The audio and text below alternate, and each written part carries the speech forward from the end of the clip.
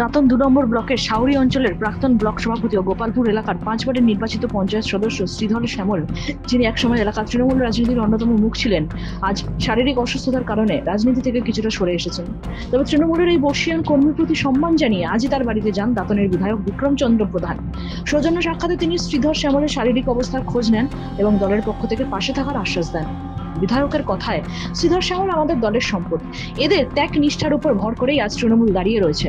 পুরনো কর্মীরা দলের প্রাণশক্তি। এর পাশাপাশি তিনি ঠিক আর কি বললেন শুনুন। আমি খবর পেয়েছিলাম যে শ্রীধরবাবু খুব অসুস্থ, আর কি এসে দেখলাম খুব অসুস্থ, তার সুস্থতা কামনা করলাম। আমাদের দলের সম্পদ বললে চলে।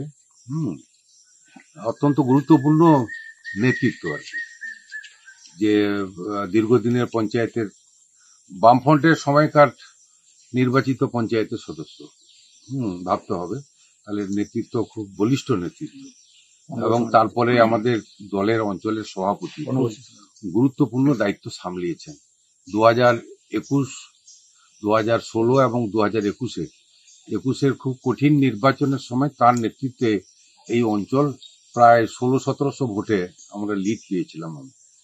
অতএব তিনি আমাদের দলের নেতৃত্ব এবং সম্পদ মনে করি। তার সুস্থতা কামনা করলাম, তাই তার সঙ্গে দেখা করতে এসেছি।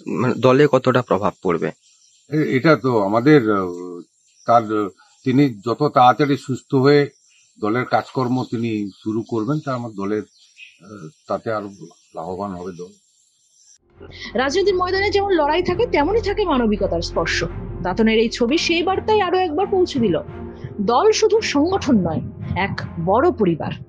পশ্চিম মেদিনীপুর থেকে নিজস্ব প্রতিনিধির রিপোর্ট, এএনএম নিউজ। আরও খবরের আপডেট পেতে সাবস্ক্রাইব করুন আমাদের ইউটিউব চ্যানেলটি আর বেল আইকনে ক্লিক করুন নোটিফিকেশনস পেতে।